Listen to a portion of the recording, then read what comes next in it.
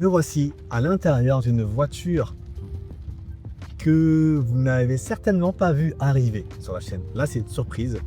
On est de nouveau dans une voiture chinoise, mais une marque chinoise assez particulière, Omoda Jayco.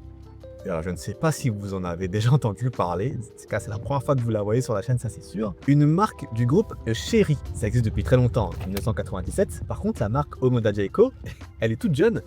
Elle a été créée après que j'ai commencé cette chaîne YouTube. C'est dire la genèse de cette marque. Mais une marque chinoise, certes, mais qui est calibrée pour l'Europe. Parce que cette marque, Omoda Jayco, elle n'est pas disponible en Chine. Elle est uniquement disponible sur les marchés occidentaux. Et le marché français, c'est certainement le dernier marché sur lequel cette marque tente de s'implanter, puisque on est sur un véhicule qui est déjà vendu en Espagne, mais surtout et aussi au Royaume-Uni, où cette marque-là, Omoda Jayco, elle fait un petit carton avec 55 000 modèles vendus en 2025. Omoda Jayco, c'est une marque pour deux lignes de produits. Donc, les Omoda et les Jayco. Pour la faire simple, Jayco, on est sur un style plutôt baroudeur, très aventurier, alors que Omoda, on sera sur un style plus chic, plus branché, plus stylé, plus citadin, si je peux me permettre l'expression. Donc aujourd'hui, je suis dans la Jayco 7, une voiture qui m'intéresse beaucoup, une voiture que j'ai déjà eu l'occasion de voir en studio. Et attendez, parce que je vais vous faire la fiche technique. Là, je suis sur Paris, donc ça va klaxonner en effet. Mais attendez, puisque je vais vous faire la fiche technique du véhicule.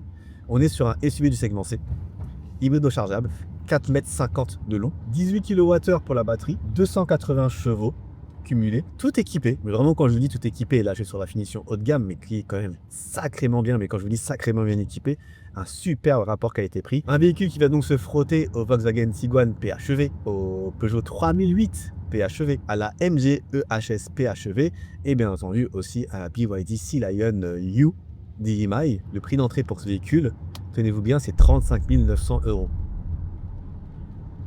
35 900 € avec un véhicule qui est d'entrée déjà super équipé. C'est le même constat que j'ai fait avec la BYD Sea Lion 5.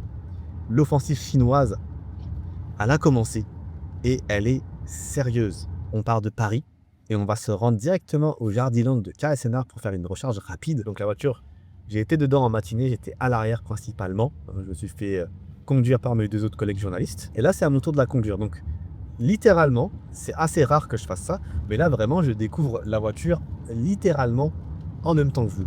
On est parti en tout électrique. On a vidé la batterie exprès, il me reste que 11 km. Omoda Jayco annonce une autonomie WLTP de 90 km. De toute façon, on aura l'occasion de reprendre ce véhicule en parc prêt, je l'espère, et aussi pour plus longtemps, pour des essais légèrement plus poussés. J'espère que ça pourra pouvoir se faire. Et là, pour l'instant, même si on est sur un PHEV, bien entendu, je conduis un véhicule qui est parfaitement électrique. Donc oui, 35 900 € pour la finition sélection. Pour avoir la finition au-dessus, il faudra rajouter 2000 € de plus. L'équipement supplémentaire, on parle de siège électrique, d'anti-brouillard, de Sonos Sony 8 haut-parleurs, du toit panoramique quasiment géant, du coffre motorisé. Mais déjà à 35 900 € annoncé, prix frontal, vous avez déjà tout ce qu'il vous faut. Regardez celle-là sur l'écran. J'ai aussi une caméra 540 degrés. On n'est pas à 360 degrés, on est à 540 degrés qui me permet de voir tout le véhicule et ses alentours. Bon, à ne pas manipuler pendant qu'on roule, bien entendu. Je vais le montrer tout à l'heure quand on va se garer. J'ai aussi de l'affichage tête haute là en face de moi. Et on commence avec un constat direct. Les voitures européennes et coréennes sont complètement larguées en termes de rapport qualité-prix. Là, ça commence réellement à faire mal. On commence à être sur des voitures qui sont à acheter quasiment sans hésiter. Il y a une garantie. C'est en 150 000 km. Pas révolutionnaire, mais ça peut rassurer, parce que quand on est une nouvelle marque, il faut s'implanter. On a un réseau qui commence à 70 concessionnaires, là, dès avril 2025. Et surtout, on a un véhicule qui a été pensé pour les marchés autres que les chinois. Donc en termes de logiciel, même si là j'ai CarPlay qui est en plein écran et la barre d'expérimentation que je dois relever, donc c'est pas intuitif, mais on a l'air d'avoir une marque qui est à l'écoute des retours des journalistes et des créateurs de contenu comme moi et qui modifieront, parce que là il y a certaines choses qu'il faut modifier. Et sincèrement, je crois que ça va être pas mal. Bien entendu, Omoda Jayco ne vient pas qu'avec ce seul modèle. On va avoir le Jayco 5 juste en dessous, SUV en hybride auto-rechargeable. Ce Jayco 7, il va avoir aussi une version hybride non rechargeable, dont les prix n'ont pas encore été communiqués. Et tous les véhicules dont je vous parle sont des véhicules que j'ai eu l'occasion de voir en vrai. Et croyez-moi, ça va en se prendre plus d'un. Mais bon, parlons un petit peu pendant qu'on attend que la batterie, il me reste 7 km d'autonomie avant que le mode hybride se déclenche. Parlons un petit peu quand même du design de ce Keiko 7. C'est un SUV, mais on n'est pas sur un SUV typé crossover, on est vraiment sur un SUV typé 4x4. Vraiment très baroudeur, très utilitaire, qui inspire beaucoup de robustesse. On a cette calandre assez marquée. Il y a des gens qui se demandent vraiment quel est ce véhicule qui est en train de se promener sur une route, parce qu'ils n'arrivent pas à l'identifier. Donc ça, c'est bon signe. On a peut-être de faux airs de Land Rover, et c'est normal parce que sa technique de production sont partagées avec Omoda Jayco. À l'intérieur aussi, c'est plutôt, je dirais pas rustique. On a une espèce de chic déguisé en quelque chose de très pratique, mais les matériaux sont plutôt de qualité. C'est agréable à regarder, c'est agréable à toucher. On a quelques touches un petit peu roots qui donnent un plutôt bon effet à cette voiture. Petit air à l'arrière, oui, même à l'arrière, on n'a pas d'économie comme chez certaines marques, on le connaît bien, qui nous mettent plein la vue devant, mais un petit peu moins à l'arrière. Ici, c'est loin d'être le cas. Ça y est, j'ai entendu. Ah là, j'entends le moteur. J'entends le moteur qui tourne, ça me ramène d'en parler avant de revenir un petit peu sur les aspects pratiques. On a un moteur électrique de 204 chevaux qui va être épaulé sur certaines phases. On a 4 modes de fonctionnement. On va avoir le mode électrique, celui avec lequel j'ai démarré la vidéo, un mode hybride de série, un mode hybride parallèle, où les deux moteurs vont conjuguer ensemble leurs efforts. Ça donnera 279 chevaux et 350 Nm de couple, si je ne dis pas de bêtises. Et un autre mode à haute vitesse où le moteur thermique, 1,5 litre, 143 chevaux qui tourne à cycle 1000 heures, va se connecter aux roues et assurer la traction. Et là, ce que je constate, en tout cas au volant, c'est que ça nous donne quelque chose de plutôt agréable pour le moteur électrique. 204 chevaux, ça suffit largement pour toutes les opérations. Par contre, la réponse à la pédale n'est pas forcément immédiate. On a un petit lag, ce qui fait que même en tant que conducteur, si vous gérez mal, vous pouvez tomber malade. Donc je vais remettre le mode en éco. Et au niveau de la direction, c'est une voiture chinoise, donc elle va être assez flou. Le point du milieu est plutôt flou à trouver, surtout sur voie rapide, c'est ce qu'on a pu constater tout à l'heure. Après, on n'a pas besoin d'une direction au scalpel pour ce genre de véhicule-là qui a tendance à être transporté, à être conduit de manière très très douce. Et pareil pour l'amortissement qui est très souple, parfois même trop souple, ce qui fait que la suspension manque un petit peu de rigidité. On le sent qu'on soit assis à l'avant ou à l'arrière, c'est quand on prend un virage, on prend du roulis. Après, on n'est pas sur une berline, on est sur un SUV familial. Et je vais arriver sur ce ralentisseur qui est en face un petit peu fort, sans freiner bien entendu. Ah ouais, c'est souple, c'est confortable. C'est confortable, c'est de qualité. Et ça, c'est un peu le propre des voitures chinoises. De toute façon, ça a toujours été comme ça avec elles. On n'est pas particulièrement surpris. Et nous voilà sur voie rapide. Enfin, on est sur la N6, sur la portion limitée à 90. Ça me permet de découvrir et de vérifier l'efficacité des ADAS. Bien entendu, de série, on a près de 20 assistances à la conduite, avec bien entendu la conduite semi-autonome de niveau 2. Et je dois dire qu'elle marche plutôt bien. Je suis plutôt surprise que j'ai toujours l'habitude d'avoir des voitures chinoises qui ont du mal à un petit peu à tenir leur voie. Et là, c'est pas du tout le cas. Donc on est sur une voiture qui, technologiquement, tient son rang. Par contre, oui, bémol, je vais faire un petit peu le focus sur... on va revenir légèrement sur ce qui me dérange là après plus de 40 minutes à cette voiture.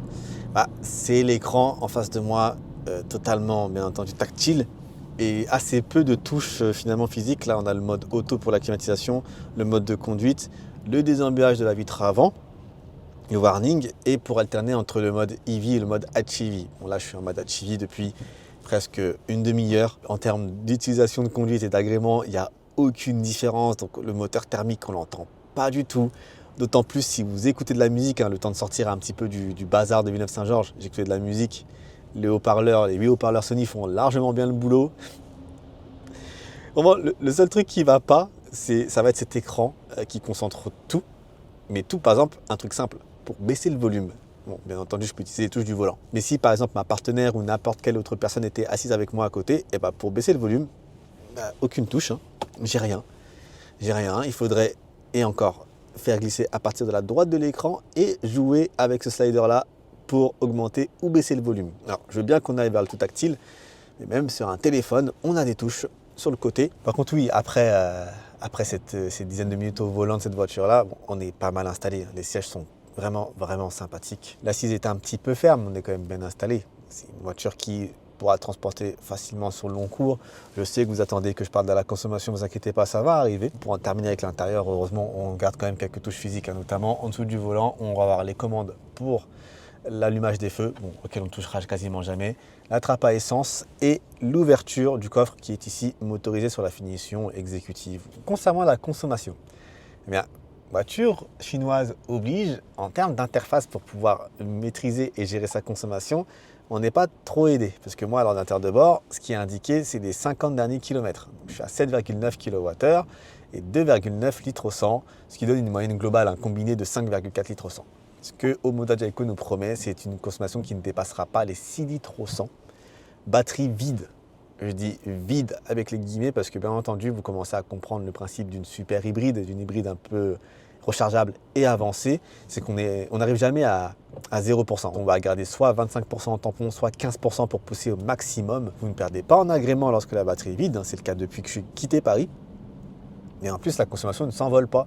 On garde les 280 chevaux en cas de sollicitation forte du véhicule, sinon c'est 204 chevaux. Une consommation qui reste assez mesurée. Bon, malheureusement, je peux aller voir la consommation totale de carburant, mais je ne pourrais pas aller voir si je réinitialise mon trip A ou mon trip B. Je ne pourrais pas aller voir la consommation qui est liée à cette réinitialisation du trip. C'est dommage. On se retrouve dans quelques instants pour qu'on puisse enfin mesurer, tester un tout petit peu la recharge rapide et voir ce que ça donne. Alors que je suis en train d'arriver aux bornes Electra. Non mais vraiment ça se confirme, c'est en mode hybride depuis une trentaine de kilomètres et l'expérience n'est pas dégradée, quoi. Je dois avouer que je nage quand même en plein bonheur là. Avec cette motorisation, on va essayer d'activer la caméra pour que je puisse vous montrer. Ah voilà. Alors, avec une bande qui se trouve à gauche. Ah oui, donc oui, ça suit même les mouvements de volant.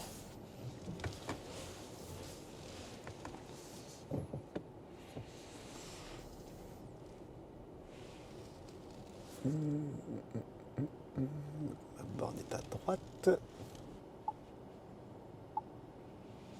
C'est vraiment complet. La caméra au-dessus, caméra en dessous, gauche, droite, avec une belle vue sur les jantes. Donc pour tenter de sortir de mon parking, ça va être intéressant ça aussi. Est-ce que je peux activer le mode transparent? Ah oui, voilà, on a la carrosserie transparente du véhicule ou complètement transparent. Ah oui, ok, d'accord. Ça me permet de voir où je mets les roues. Non, c'est pas mal. Allez, on va charger cette voiture. Ah oui. Et démarrage sans clé. C'est-à-dire que là, je vais me lever de mon siège et la voiture va se couper automatiquement.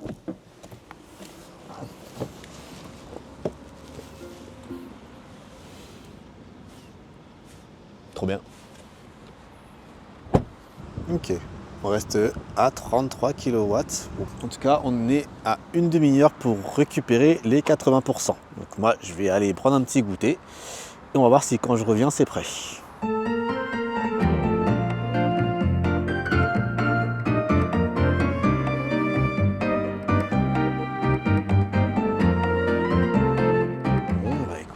On va arrêter la charge maintenant. Ouais, bon, une courbe pas très stable, mais on est quand même monté au maximum à 36. On arrête et on repart parce qu'il commence à se faire tard.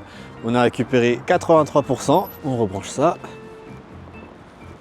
et on y retourne. J'ai récupéré 76 km d'autonomie en tout électrique pour 3 €. De quoi rentrer tranquillement du côté de Paris.